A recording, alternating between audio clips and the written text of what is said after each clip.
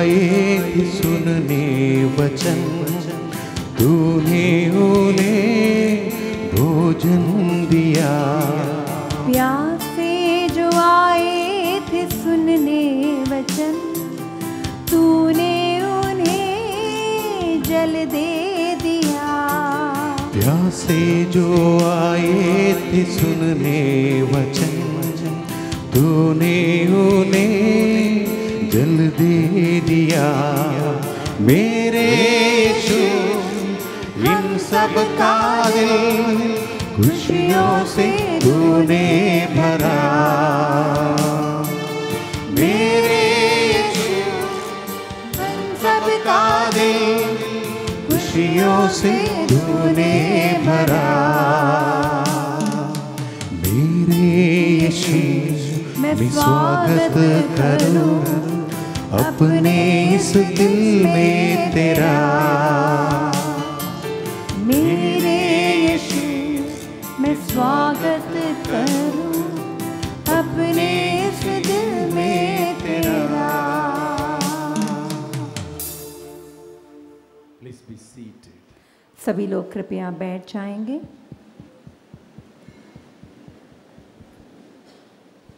Your Excellency, Most Reverend Rafi Manyali, dear Reverend Fathers, my dear sisters and brothers. मेरे प्रिय आदरणीय धर्माध्यक्ष bishop स्वामी राफी मंजली, सभी आदरणीय फादरगण और सभी उपस्थित भाई बहनें। This is a moment of great joy for all of us here in the Divine Retreat Center. Divine ध्यान केंद्र के लिए ये एक बहुत ही सुनहरा पल है और हमारे लिए एक आनंद का विषय है। Today we begin the Hindi convention. आज के दिन हम हिंदी वार्षिक बाइबल अधिवेशन का आरंभ कर रहे हैं। It's my great joy to welcome His Excellency Most Reverend Rafi Manyali to inaugurate this convention.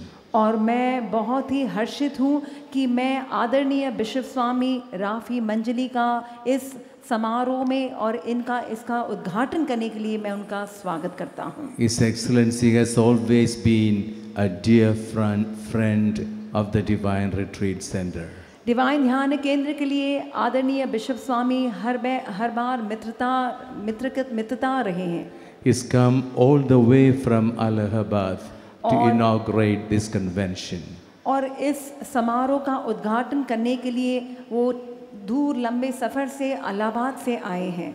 Your Excellency, with great joy and reverence, I welcome you to inaugurate this convention. बड़े ही आनंद विभोर होते हुए और आदर और सम्मान के साथ आदरणीय बिशप स्वामी हम आपका स्वागत करते हैं इस समारोह का उद्घाटन करने के लिए। Let's give him a big hand. हम बहुत ही गरजते हुए तालियों के साथ हम उनका स्वागत करें। To preach to this convention, we have Reverend Father Paresh Parma from Gujarat, Thomas Paul from Austria. I welcome them most joyfully to this convention. और इस बाइबल अधिवेशन में हमें प्रवचन देने और वचन सुश्रूषा देने हमारे बीच है आदरणीय फादर परेश परमार जो गुजरात से हैं और आदरणीय ब्रदर थॉमस पॉल जो ऑस्ट्रिया से हैं। हम उनका भी स्वागत करते हैं।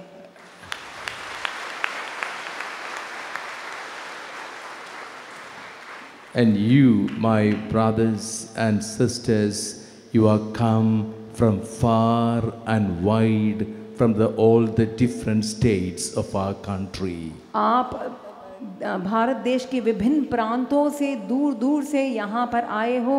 सभी भाई बहनों को भी हम हार्दिक स्वागत करते हैं।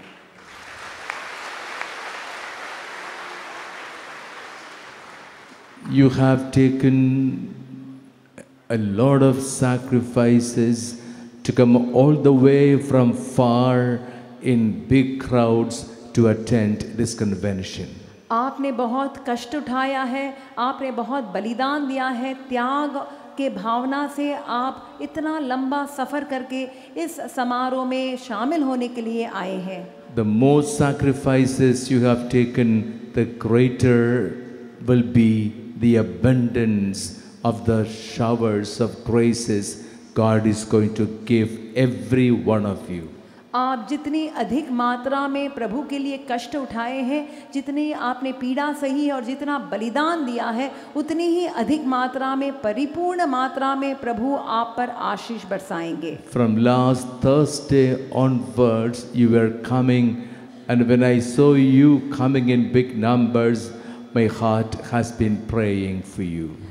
पिछले बृहस्पतिवार से ही हम यहाँ देख रहे हैं कि कई लोग आ चुके और इतनी भारी संख्या में जब लोग आने लगे, मेरा हृदय तब गदगद हो गया। तभी उसी दिन से हम आपके लिए प्रार्थना शुरू कर दिए हैं। Invoking God's blessings on every one of you, I welcome you personally to this retreat center, to this convention. प्रभु की विशेष कृपा और उनका अनुग्रह आप पर उतरे, इसके लिए मैं प्रभु से दुआ करता हूँ और मैं आप सबों का हार्दिक स्वागत करता हूँ।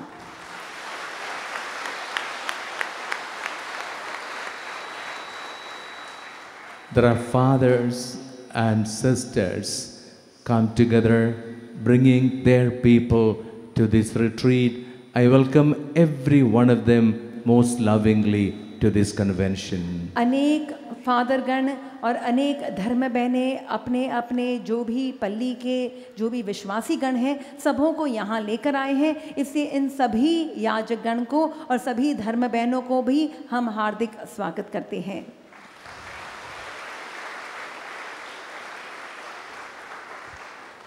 All of us in the Divine Retreat Center, all of us are praying for you that God may shower His abundant blessings on every one of you. यहाँ पर उपस्थित सभी जो भी डिवाइन ध्यान केंद्र में हैं, सभी लोग आप लोगों के लिए प्रभु के बहुत अधिक मात्रा में आप आशीष पाए, कृपा पाए, उसी के लिए हम प्रभु से निवेदन और प्रार्थना कर रहे हैं। Now I invite His Excellency Most Reverend Rafi Manjali to light the lamp and inaugurate the convention.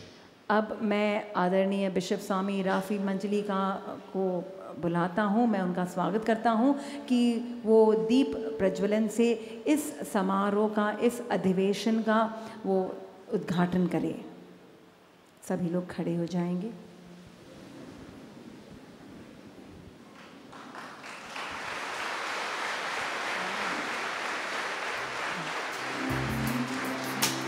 अखंड ज्योति जलाओ मेरे मन मंदिर में, अखंड ज्योति जलाओ। सभी लोग मिलकर गाएंगे। अखंड ज्योति जलाओ मेरे मन मंदिर में, मेरे मन मंदिर में, अखंड ज्योति जलाओ, अखंड ज्योति जलाओ मेरे मन मंदिर में, अखंड ज्योति जलाओ।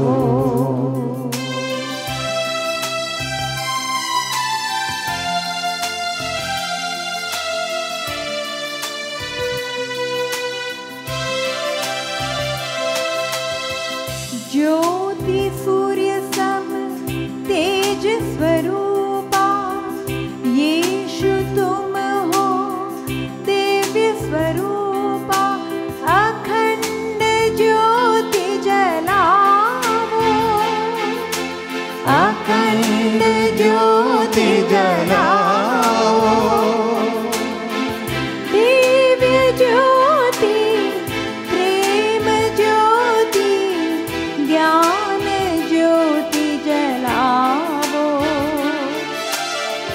दिव्य ज्योति, प्रेम ज्योति, ज्ञान ज्योति जलाओ,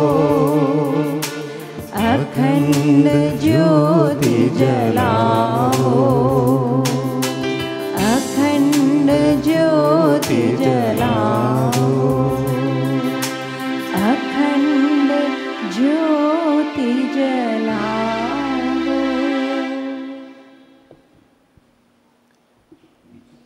पिता और पुत्र और पवित्र आत्मा के नाम पर।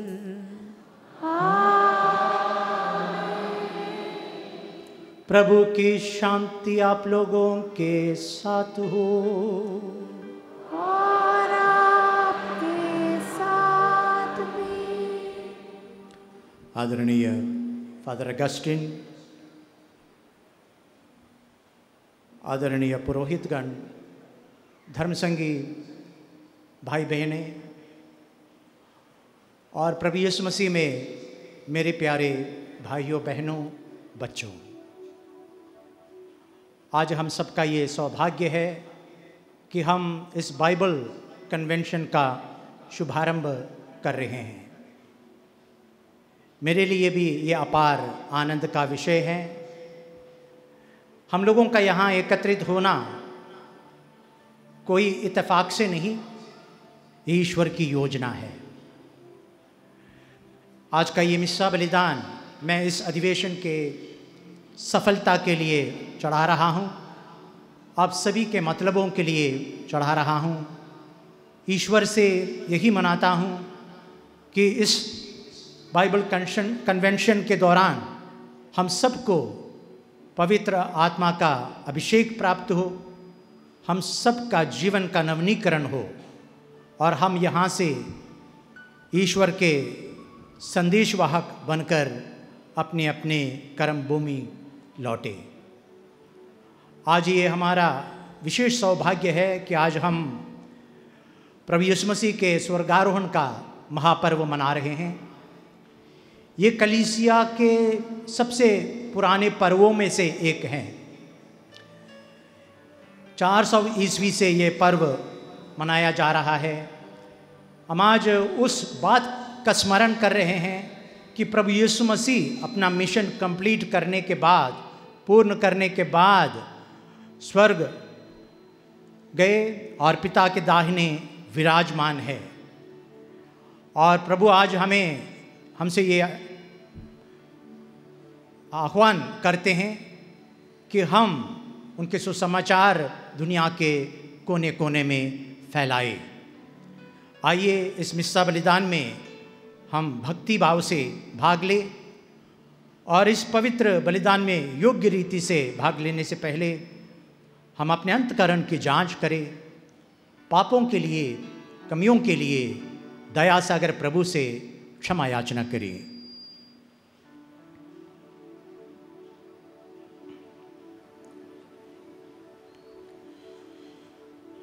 हम सब मिलकर बोले, हे भाइयों और बहनों, मैं सर्वशक्तिमान पिता परमेश्वर और आप लोगों के सामने स्वीकार करती हूँ कि मैंने मन, वचन और कर्म से और अपना कर्तव्य पूरा ना करने से बार बार पाप किया है। मैं अपना दोष स्वीकार करती हूँ, इसलिए मैं धन्य कुमारी मरियम से, सब स्वर्गदूतों, सब संतों और आप लोगों से, हे भाइयों और बहनों, विनती करती हूँ कि आप मेरे लिए प्रभु परमेश्वर से प्रार्थना करें। सर्वशक्तिमान ईश्वर हम लोगों पर दया करे और हमारे पाप क्षमा कर हमको अनंत जीवन प्रदान करे। आमीन। भगवन दया करो, भगवन दया करो हम पर। भगवन दया करो, भगवन दया करो हम पर। क्रिस्त प्रभुवर क्षमा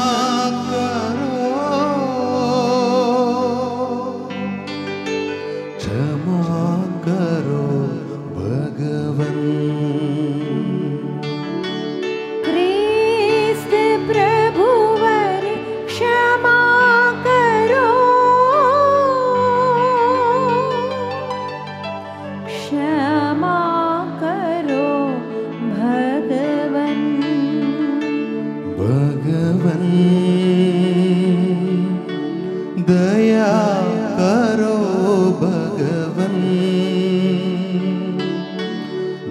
दया करो हम पर।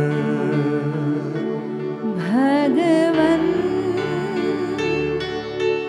दया करो, भगवन दया करो हम पर। दया करो भगवन, दया करो भगवन। क्षमा करो भगवन, क्षमा करो भगवन।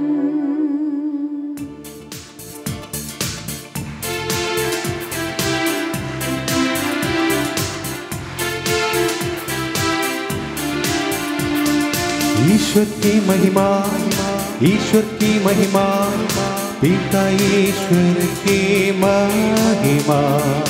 ईश्वर की महिमा, ईश्वर की महिमा, पिता ईश्वर की महिमा। उसके नाम की महिमा हो सदा, उसके नाम की महिमा हो सदा। हालेलुया आमीन, हालेलुया आमीन, हालेलुया आमीन, हालेलुया आमीन, हालेलुया आमीन, हालेलुया आमीन। ईश्वर की महिमा, ईश्वर की महिमा, पुत्र ईश्वर की महिमा। ईश्वर की महिमा, ईश्वर की महिमा, पुत्र ईश्वर की महिमा। उसके नाम की महिमा हो सदा, उसके नाम की महिमा हो सदा।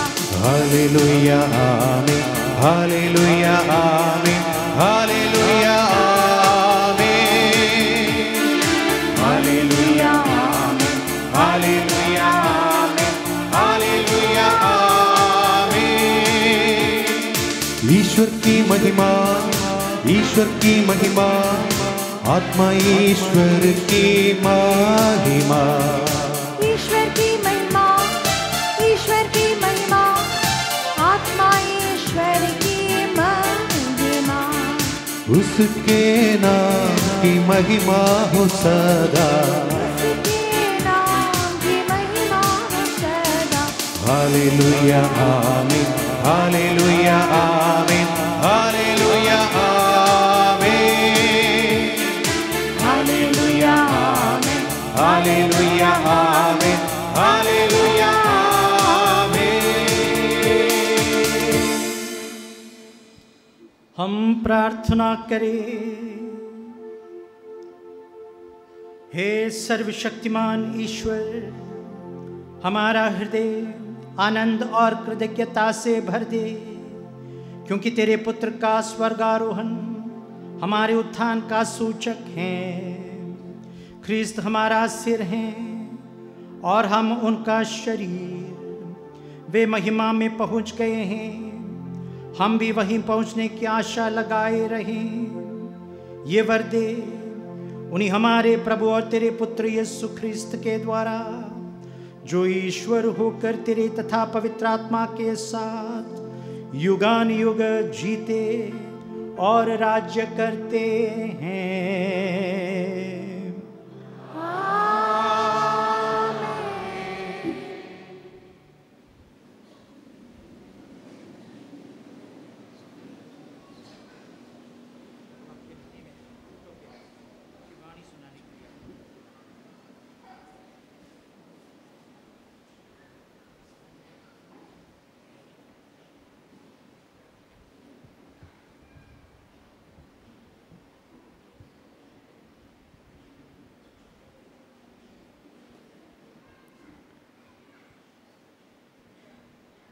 आज का पहला पाठ प्रेरित चरित अध्याय 1 पद संख्या 1 से 14 तक। थियोफिलुस, मैंने अपनी पहली पुस्तक में उन सब बातों का वर्णन किया जिन्हें ईसा उस दिन तक करते रहे और सिखाते रहे। जिस दिन वह स्वर्ग में आरोहित कर लिए गए, उससे पहले ईसा ने अपने प्रेरितों को, जिन्हें उन्होंने स्वयं चुना था, पवित्र आत्मा द्वारा अपना कार्य सौंप दिया। ईसा ने अपने दुखभोग के बाद उन प्रेरितों को बहुत से प्रमाण दिए कि वह जीवित हैं। वह 40 दिन तक उन्हें दिखाई देते रहे और उनके साथ ईश्वर के राज्य के विषय में बात करते रहे। ईसा ने प्रेरितों के साथ भोजन करते समय उन्हें आदेश दिया कि वे यरूशलेम नहीं छोड़ें, बल्कि पिता ने जो प्रतिज्ञा की उसकी प्रतीक्षा करते रहें। उन्होंने कहा, मैंने तुम लोगों को उस प्रतिज्ञा के विषय में बता दिया है। यूहन्ना जल का बपतिस्मा देता था, परंतु थोड़े ही दिनों बाद तुम लोगों को पवित्र आत्मा का बपतिस्मा दिया जाएगा। जब वे ईसा के साथ एकत्र थे तो उन्होंने यह प्रश्न किया, प्रभु, क्या आप इस समय इस्राएल का राज्य पुनः स्थापित करेंगे?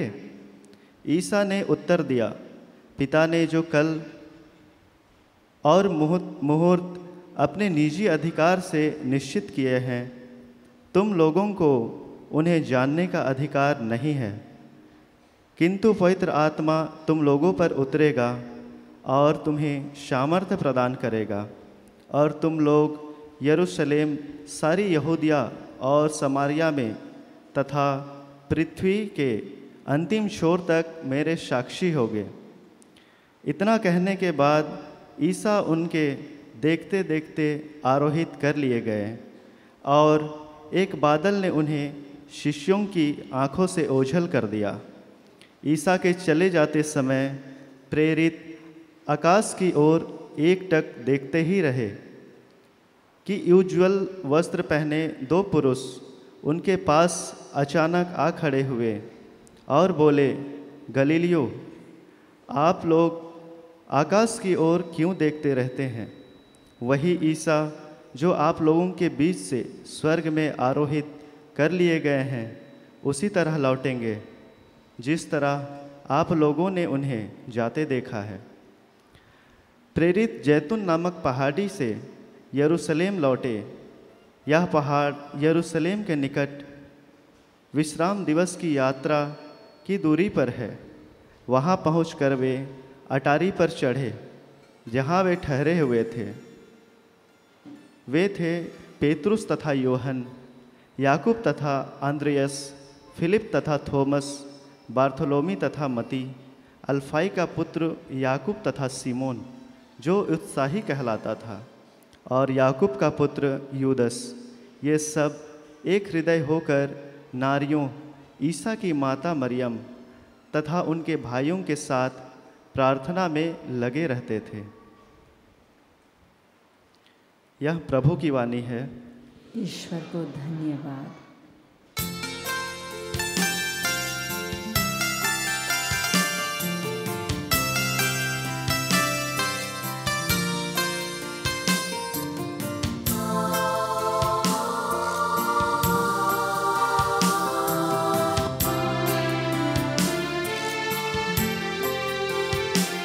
सारी सृष्टि के मालिक तुम्ही हो, सारी सृष्टि के रक्षक तुम्ही हो। करते हैं तुझको सादर प्रणाम, गाते हैं तेरे गुणगान। सारी सृष्टि के मालिक तुम्ही हो, सारी सृष्टि तुम्ही हो। करते हैं तुझको सादर प्रणाम, गाते तेरे गुणगान। हालेलुया,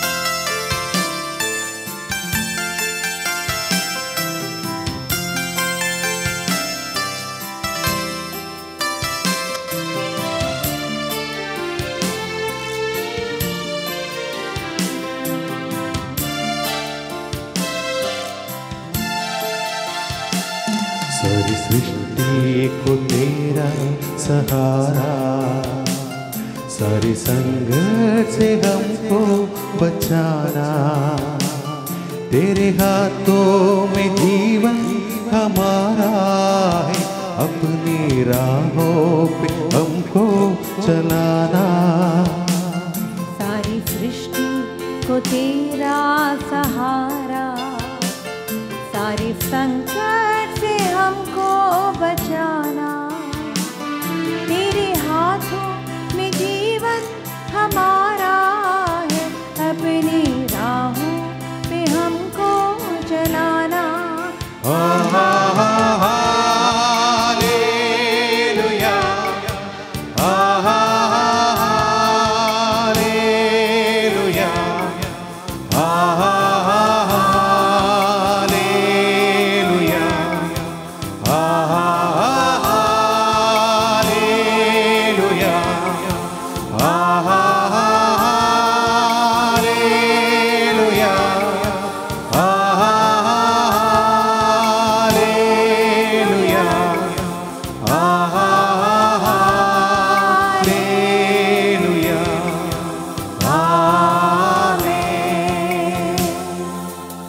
सुसमाचार के लिए खड़े हो जाएंगे। हालेलुया, हालेलुया, हालेलुया, हालेलुया,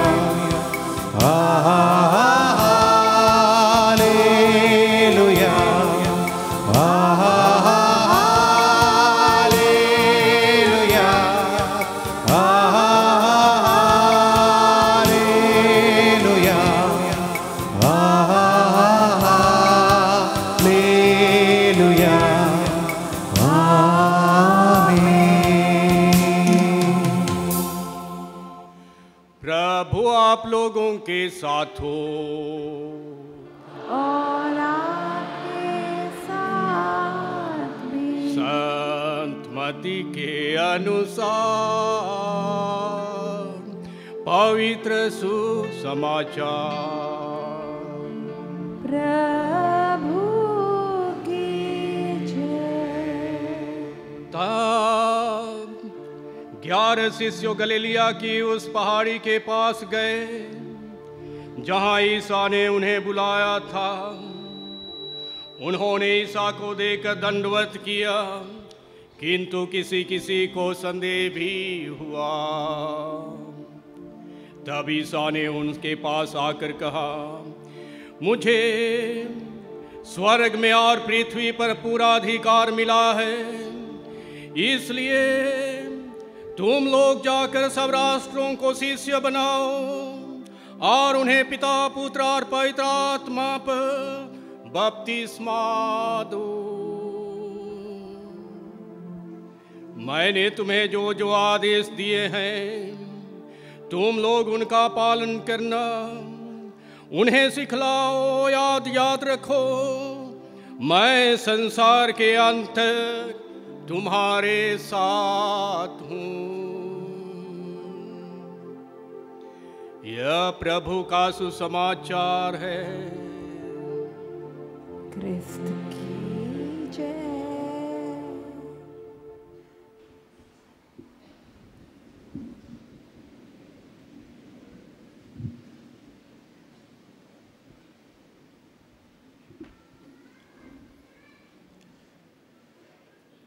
प्रभु यीशु मसीह में मेरे प्यारे भाइयों और बहनों, आज के वचन समारोह के द्वारा प्रभु ने हमें यह आदेश दिया है कि हम दुनिया के कोने कोने में जाकर उनका सुसमाचार फैलाए। आज प्रभु हमें निमंत्रण देते हैं कि हम उनके साक्षी बने लोगों के सामने। हम सुसमाचार की घोषणा करें, लेकिन सवाल ये है कि हम कैसे सुसमाचार की घोषणा करें,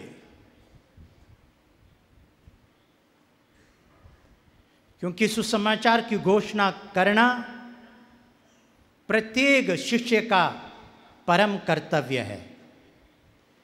यदि हम प्रभु यीशु मसीह के शिष्य हैं तो जाहिर है हमें एक मिशनरी बनना है। हम में से प्रत्येक को एक मिशनरी बनना है। वतिकान महासभा के दस्तावेज कहता है आदि जनतस कि सभा यानी कि कलीसिया स्वभाव से ही मिशनरी है, और अन्यत्र कहता है कि उसका अस्तित्व ही सुसमाचार की घोषणा के लिए है। प्रभु यीशु मसीह पहला मिशनरी है, और बहुत छोटे उम्र में ही उनको एक क्लियर आइडिया था। उनको जो मिशन परमपिता ने सौंपा है उसको पूरा करना है। 12 साल की अवस्था में प्रभु ने अपनी माता से कहा, आप लोग मुझे क्यों ढूंढ रहे थे? क्या आपको नहीं मालूम था कि मुझे अपने पिता के काम में व्यस्त रहना चाहिए? और आगे हम देखते हैं जब प्रभु यीशु मसीह जगह जगह घूमकर सुसमाचार का प्रचार कर रहे थे तो उन्होंने कहा कि संत यूहन्ना के सुसमाचार में हम पढ़ते हैं कि मेरा भोजन, जो काम पिता ने मुझे सौंपा है उसको संपन्न करना है। मार्कुस के सुसमाचार में हम सुनते हैं पहले अध्याय में प्रभु का एक औसत दिन कैसे बीतता है। सवेरे विश्राम के दिन प्रभु सभागृह जाते हैं, वहाँ शिक्षा देते हैं, फिर सिमोन पेतरुस के घर आ जाते हैं, वहाँ रोगियों को चंगा करते हैं। शाम को पूरा शहर उनके घर के सामने इकट्ठे हो जाते हैं और तमाम रोगियों को वो चंगा करते हैं।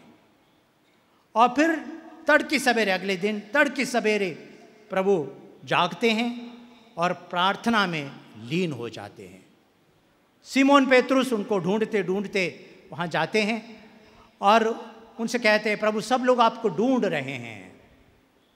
और प्रभु उनको जवाब देते हैं, कहते हैं चलो हमें दूसरे कस्बों में जाना है, क्योंकि इसलिए मैं भेजा गया हूँ कि मैं वहाँ भी सुसमाचार की घोषणा करूँ। प्रभु यीशु मसीह को अच्छी तरह मालूम था उनका मिशन क्या है, और वो बहुत ही उत्साह के साथ उस मिशन को कंप्लीट किया।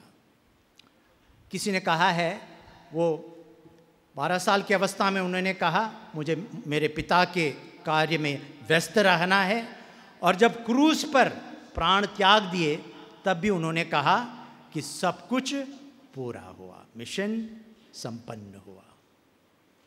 शुरू से अंत तक एक ही काम में प्रभु व्यस्त रहे, सुसमाचार की घोषणा। नासरत के सभागृह में प्रभु ने वही कहा, प्रभु की आत्मा मुझ पर, प्रभु का आत्मा मुझ पर छाया रहता है, उसने मेरा अभिषेक किया है ताकि मैं दरिद्रों को सुसमाचार सुनाऊं। उनके शिष्य पौलुस वो भी बहुत उत्साही थे। क्या कहता है, कुरिन्थियों को लिखते हुए कहते हैं, धिक्कार अगर मैं सुसमाचार का प्रचार ना करूं तो।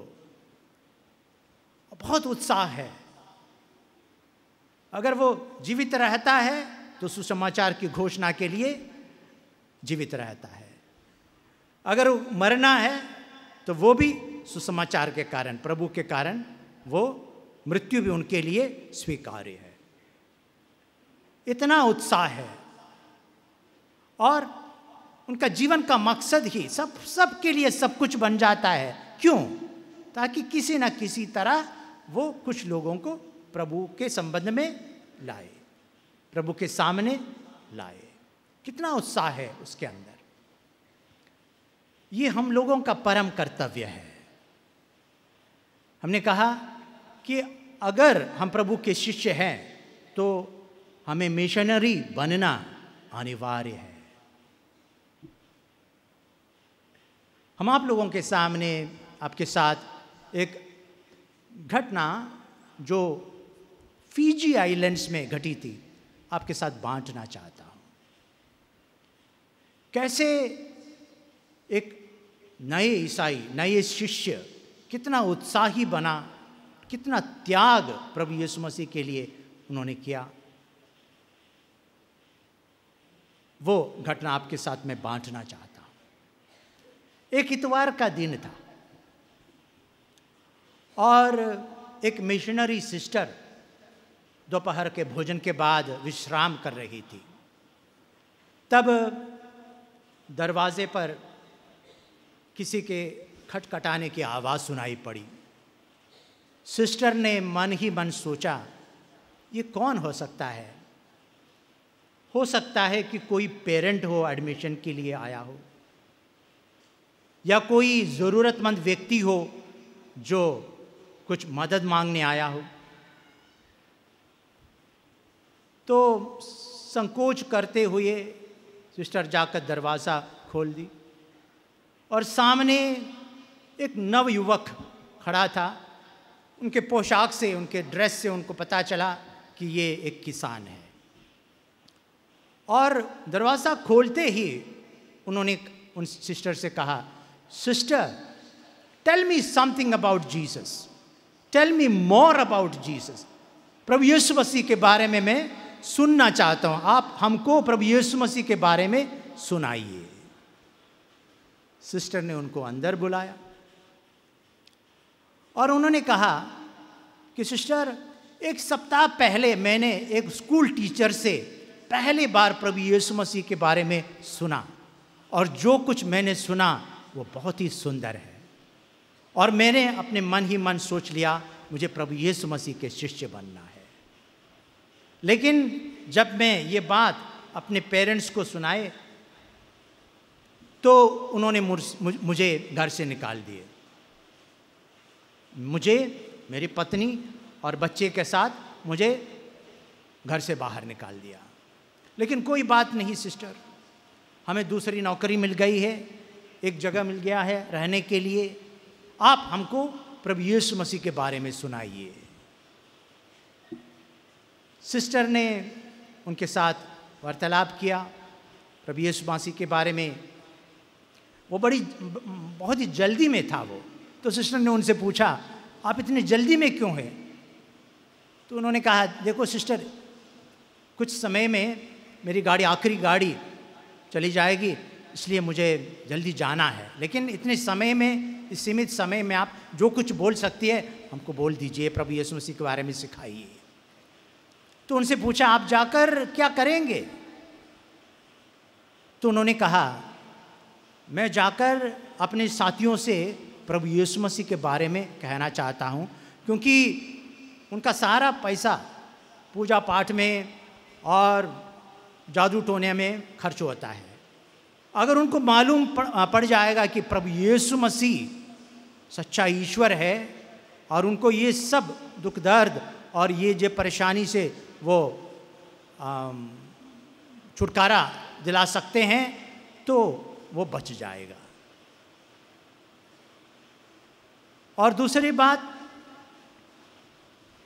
सिस्टर कह रही थी, ये आदमी जो नवयुवक मात्र एक सप्ताह का प्रभु का शिष्य है, नया शिष्य है, वो एक तरह से एक शिष्यत्व का वो एसेंस, निचोड़ उन्होंने पकड़ लिया। एक ही सप्ताह में उन्होंने ये जान लिया, अगर वो प्रभु के शिष्य है तो उनको सुसमाचार फैलाना है, सुसमाचार की घोषणा करना है। वो एकदम पवित्र आत्मा ने उनको ये प्रेरणा दी। दूसरी बात, अगर वो प्रभु का पीछा करना चाहता है तो उनको थोड़ा कष्ट उठाना पड़ेगा, क्रूस उठाना पड़ेगा। क्योंकि जैसे ही उन्होंने ये निर्णय लिया तो उनको घर से बाहर होना पड़ा, उनकी नौकरी चली गई, लेकिन प्रभु ने उनके लिए प्रबंध किया। और तीसरी बात, उन्होंने ये जान लिया कि प्रभु यीशु मसीह उद्धारक है, सारे जितने भी बंधन है आपके, उससे प्रभु यीशु मसीह आपको छुटकारा दिला सकते हैं। देखिए, हम सब प्रभु यीशु मसीह के शिष्य हैं। सवाल ये है कि कितना उत्साह है हमारे अंदर सुसमाचार फैलाने के लिए, कितना उत्साह है हमारे अंदर। मैंने एक सवाल पूछा, हम लोग कैसे सुसमाचार का प्रचार करें? वचन से, कर्म से, जीवन से, चमत्कार से, जितने तरीके हैं उन सब तरीकों को इस्तेमाल करना है सुसमाचार की घोषणा के लिए। जितने तरीके हैं वो सब इस्तेमाल करना है सुसमाचार की घोषणा के लिए। लेकिन सबसे ज़रूरी बात यह है कि हम खुद एक चलता फिरता सुसमाचार बने। हमें खुद सुसमाचार बनना है।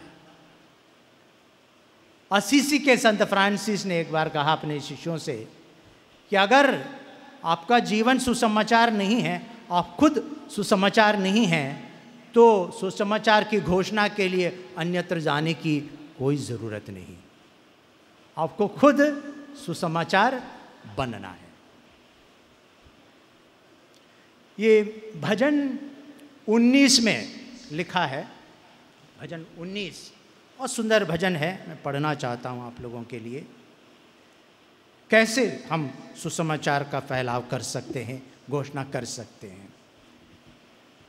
आकाश ईश्वर की महिमा बखानता है, तारामंडल उसका सामर्थ्य प्रकट करता है, दिन दिन को उसकी कहानी सुनाता है और रात रात को उसे बताती है। ना तो कोई वाणी सुनाई देती है, ना कोई शब्द और ना कोई स्वर। गौर कीजिए, ना कोई वाणी, ना कोई शब्द, ना कोई स्वर, फिर भी उसकी गूंज संसार भर में फैल जाती है और पृथ्वी के सीमांतों तक उसकी ध्वनि, प्रभु ने आकाश में सूर्य के लिए और पृथ्वी के सीमांतों तक उसकी ध्वनि। तो बिना शब्द, बिना वाणी और बिना स्वर सुसमाचार की घोषणा हो रही है। देखिए, इब्रानी लोगों अच्छी तरह जानते थे, इब्रानी लोग, कि सब कुछ ईश्वर का शब्द है। उन्होंने अपने शब्द द्वारा सबका सृजन किया है। जितने भी चीज़ है वो प्रभु के शब्द द्वारा सृष्टि किया गया है और प्रत्येक सृष्टि में प्रभु की आवाज़ गूंजती है,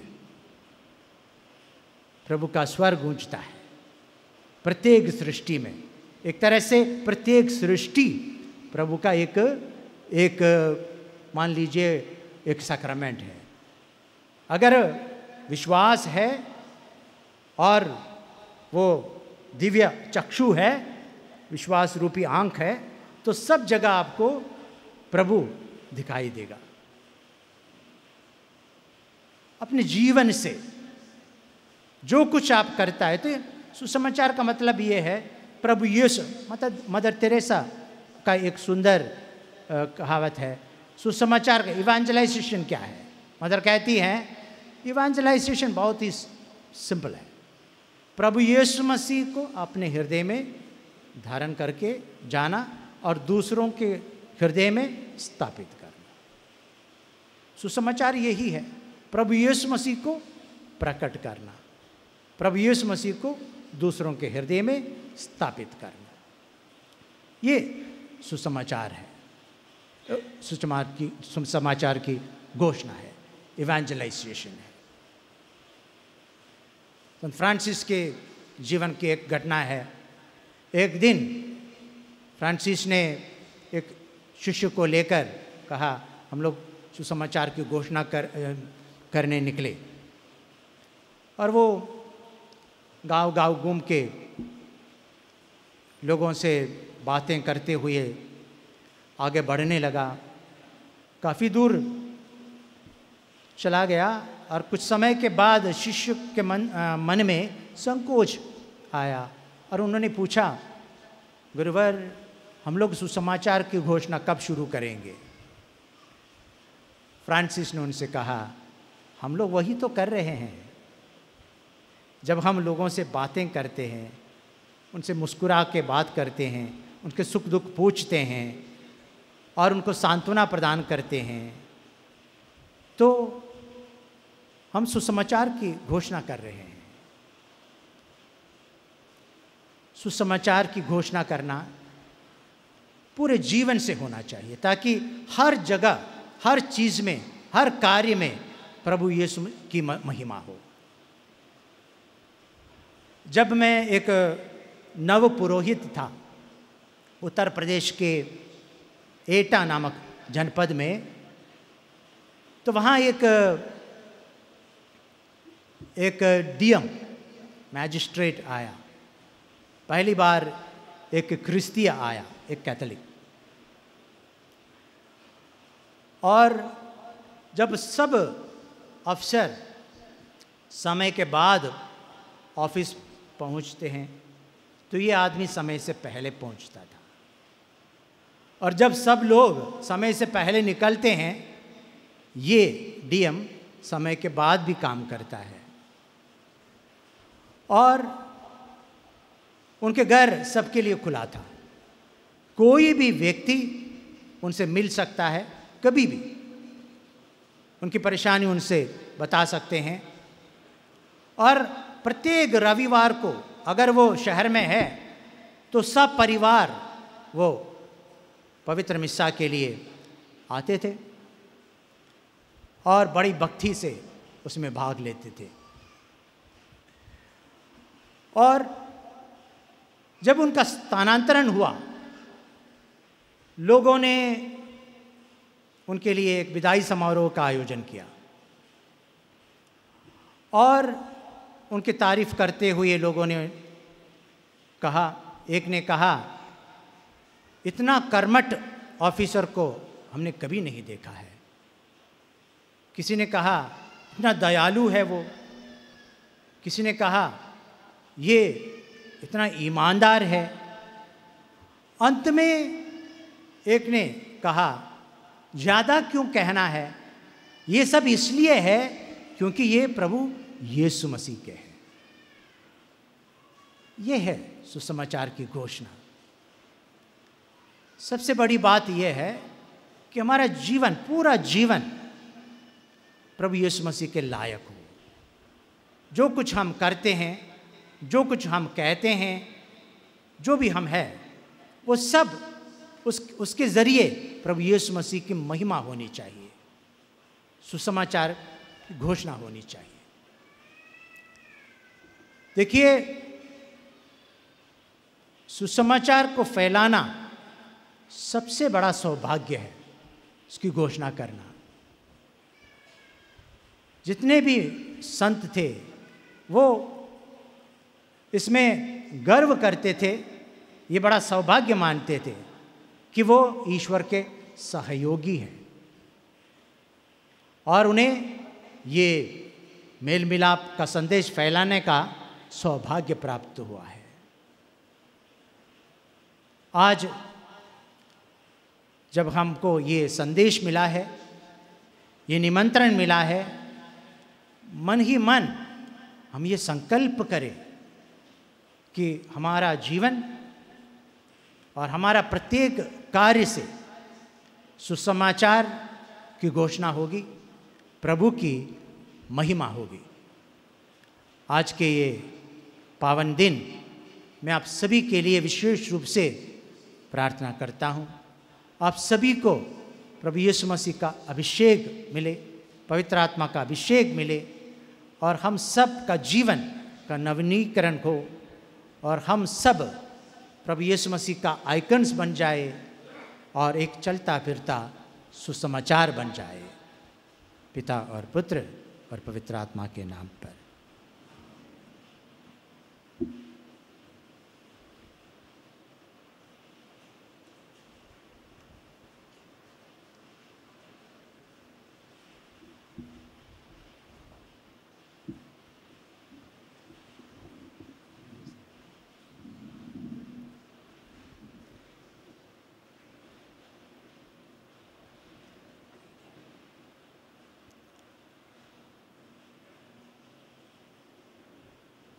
आइए हम सब खड़े हो जाए और हमारे विश्वास की घोषणा करें। हम स्वर्ग और पृथ्वी के सृष्टिकर्ता सर्वशक्तिमान पिता ईश्वर पर विश्वास करते हैं और उसके इकलौते पुत्र हमारे प्रभु यीशु क्रिस्त में हम विश्वास करते हैं, जो पवित्र आत्मा के द्वारा गर्भ में आए और कुंवारी मरियम से जन्मे। उन्होंने पोंतुस पिलातुस के शासनकाल में दुख भोगा, वह क्रूस पर चढ़ाए गए, दफनाए गए, अधोलोक में उतरे, वह तीसरे दिन मृतकों में से जी उठे, स्वर्ग गए, सर्वशक्तिमान पिता ईश्वर के दाहिने विराजमान है और वहाँ से जीवितों और मृतकों का न्याय करने आएंगे। हम पवित्र आत्मा, पवित्र कैथोलिक कलीसिया, धर्मियों की सहभागिता, पापों की क्षमा, शरीर के पुनरुत्थान और अनंत जीवन में विश्वास करते हैं। आमीन। बैठ जाइए।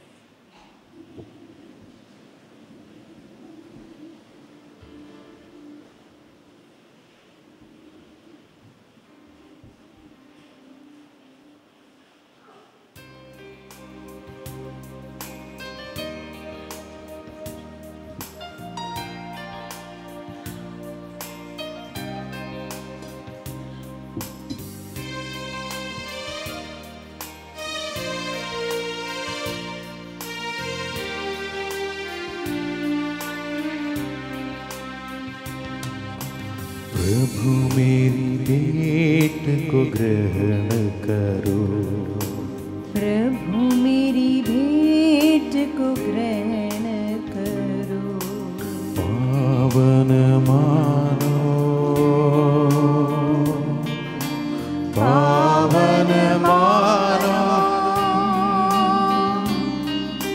पावन मानो। प्रभु मेरी भेंट को ग्रहण करो, प्रभु मेरी भेंट को ग्रहण करो।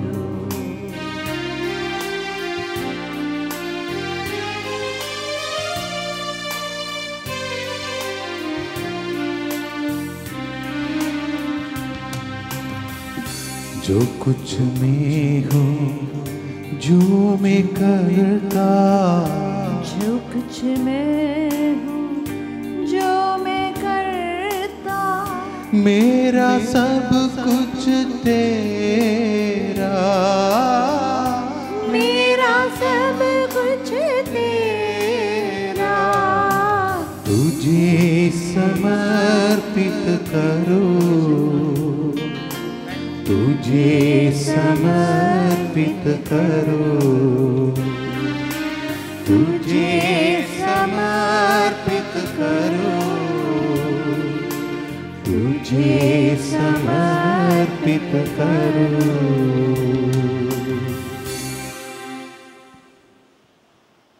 भाई और बहनों, प्रार्थना कीजिए कि सर्वशक्तिमान ईश्वर आप लोगों का और हम लोगों का ये बलिदान ग्रहण करे। प्रभु अपने नाम की स्तुति तथा और अपने तथा हमारे समस्त पवित्र कलीसिया के लाभ के लिए आपके हाथों से यह बलिदान ग्रहण करे। हे प्रभु, हम तेरे पुत्र के पावन स्वर्गारोहण की स्मृति में ये उपहार चढ़ा रहे हैं। तुझसे हमारी प्रार्थना है कि इन उपहारों के पवित्र आदान प्रदान से हमारा मन स्वर्ग की ओर उठे, हमारे प्रभु ख्रिस्त के द्वारा।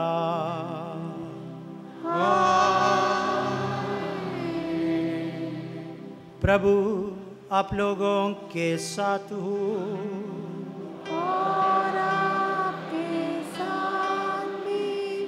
प्रभु में मन लगाइए। हम प्रभु में मन लगाए हुए हैं। हम अपने प्रभु ईश्वर को धन्यवाद दें। यह उचित और आवश्यक है। हे पूज्य पिता, ये परम उचित है, हमारा कर्तव्य तथा कल्याण है कि हम सदा और सर्वत्र अपने प्रभु ख्रिस्त के द्वारा तुझे धन्यवाद दें, क्योंकि परम प्रतापी राजा प्रभु यीशु पाप और मृत्यु के विजेता विस्मय विमुक्त स्वर्गदूतों के समक्ष उच्चतम स्वर्ग में आरोहण करते हैं। ये हैं ईश्वर तथा मानव के बीच मध्यस्थ, संसार के न्यायकर्ता और स्वर्गदूतों के सम्राट।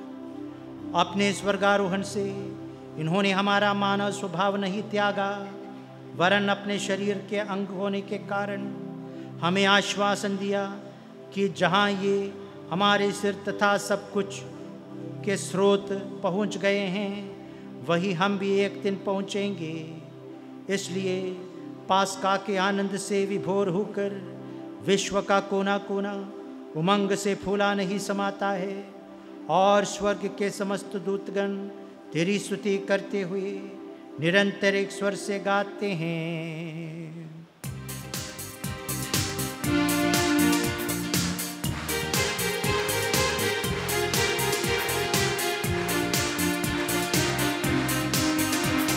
पावन पावन प्रभु परमेश्वर, सकल सृष्टि के जगदीश्वर। पावन पावन प्रभु परमेश्वर, सकल सृष्टि के जगदीश्वर। पावन पावन पावन प्रभु तेरा नाम। पावन पावन पावन प्रभु तेरा नाम।